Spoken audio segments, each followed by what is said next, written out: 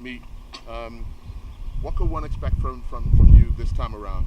A great performance like always. Every time I feel my back's against the wall, I come home and I compete. I rise to the occasion. So, feeling confident enough to come out and run a executed race, and hopefully, the outcome will be great and victorious. Now you're coming off a performance at the Commonwealth Games. How do you feel coming into this particular meet? It's always great to come compete in front of the home crowd.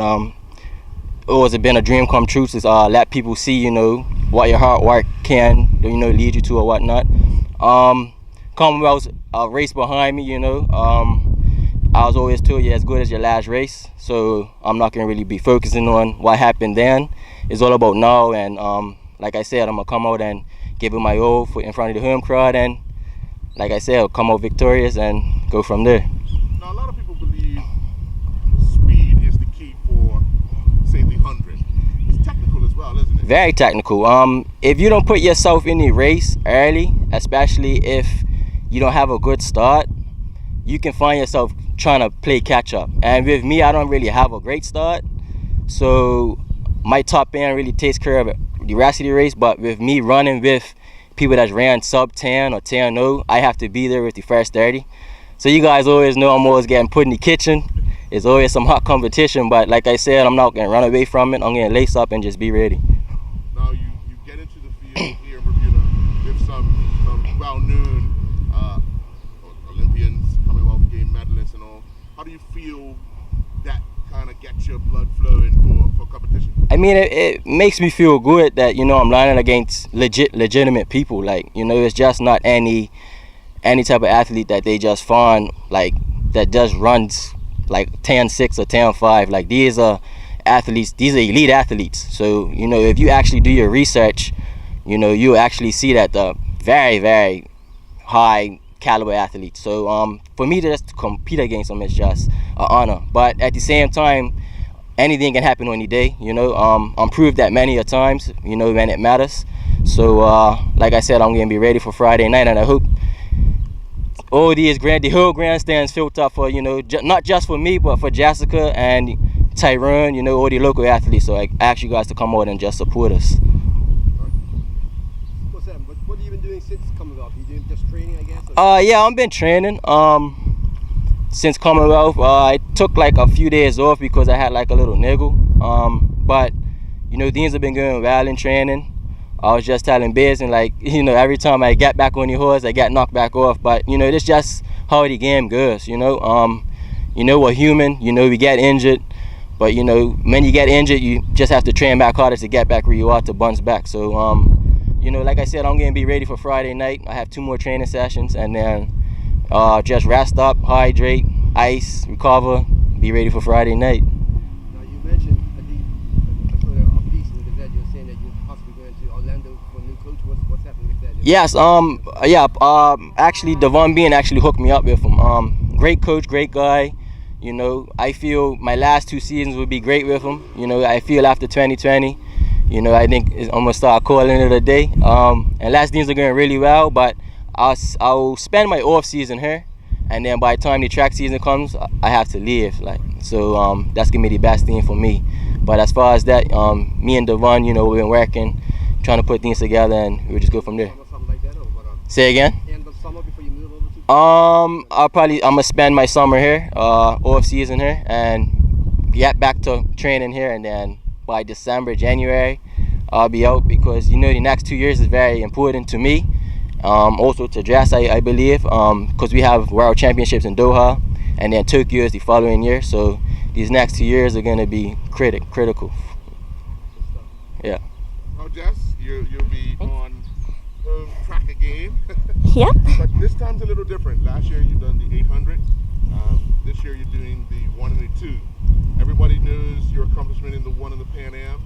Are you trying to emulate that performance again? Yeah, definitely. I mean, it's always the goal to come across the line first. And definitely to do it in front of a home crowd would be absolutely phenomenal. So I really hope that Bermuda comes out and supports, and really looking forward to it. How's training been going in snowy Phil, Canada? We actually got out last week for the first time out on the track, which was really nice. It was a nice warm day. I did have a crash in February, so I'm still kind of recovering from that. I'm a lot better than what I was, so still trying to get back into full training and that kind of thing. And we're changing my seating a little bit in my chair because I'm going to be getting a new one this year. So kind of just looking at maybe a different position that I might be a little bit more powerful in, and so there's a lot in the works right now. Now, as we all know, you specialize in the sprinting. Taking the bend on the 200, how difficult is it in the chair getting the start and then getting off that bend? It definitely is a little bit of a slower start on the turn, just because you want to be cautious about how much speed you're picking up going around the turn as well, and that also like the wind is also a factor, especially for me because I'm not that heavy. So you kind of have to make sure that you have the right speed going into it, and then coming off the turn, make sure that you start accelerating coming out of the turn, whereas other people may just start accelerating on the straight. So it's all just kind of finding that advantage point. Now, you bring with you not only females, but males this time. You get a chance to see where you grew up in Bermuda. What are they looking forward to? What have they told you they're looking forward to? Two of the athletes that are coming down, Elena and Alex, are actually married, and they're bringing in their daughter, and the daughter just says, "I want to go to the water." So I think they're definitely looking forward to that. But I think Elena and Jess, being here last year, they're really excited because they understand the hype that came with it last year, and we're hoping that there'll be even more this year. And then it'll be exciting for Curtis, Isaiah, and Alex to come in and kind of witness what the girls saw last year, and hopefully have a bigger event this year. Pressure on Curtis? I think so. Yeah. How's it working with Curtis, a new coach since obviously his father passed? How's it going? It's going really well. Yeah, it's definitely interesting to go from a teammate relationship to now a coach relationship, but it's definitely going well. And I think one of the greatest things about Curtis is that he knows a lot of the athlete side, so he knows a lot of like the pressure that you put on yourself as an athlete going into a race, or even just kind of the nerves going into the start line, so he understands that from kind of a different perspective. How excited are you about competing on home soil in front of the Bermuda crowd? It's going to be a big crowd, obviously, in the grandstand, and obviously that's going to pull you along, no doubt, yeah? Yeah, definitely. I mean, last year was absolutely incredible. The amount of support that we got during the race and after the race was amazing. And I'm just so lucky that I get the opportunity to share wheelchair track racing with Bermuda, because that opportunity doesn't come along very, very often, being the only person here. And also me being away training in Canada, I don't get to be here that often. So it's definitely amazing when I can share it with our country. Sometimes, I guess. Yeah. Yeah. This is your first real competition of the year, I guess, is it? We had a smaller meet at training camp, but that was kind of just our little group that we did there. It wasn't any pressure or anything on it, but so this will be kind of the first big one. Close enough breezy, I guess. You're pretty good then, because obviously that breeze I feel it now, and if it's stronger than that, it's going to be. Yep. Yeah. Yeah, definitely the wind will play a factor in it, but it's just about, for us, kind of the technique that we would use is just make sure that we stay down so that we're out of the wind as much as possible. So, yeah, thanks. Well, Curtis, again, welcome to Bermuda. Thank you. This coming Friday, you'll get the opportunity to experience what Jessica experienced last year. You've trained on this track, you've been to this track several times, but having the opportunity to race on this track, how does that make you feel? Excited. From what Jessica's told me, there's a lot of support out here, and I'm excited to see what it's all about. My experiences on the track, not in training, not so much excitement, but with the crowd and everything, I think it'll be really good.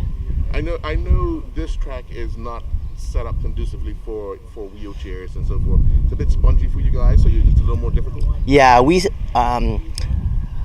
sink in a little bit more because we're always in contact with it. Runners, they kind of bounce off of it with every step.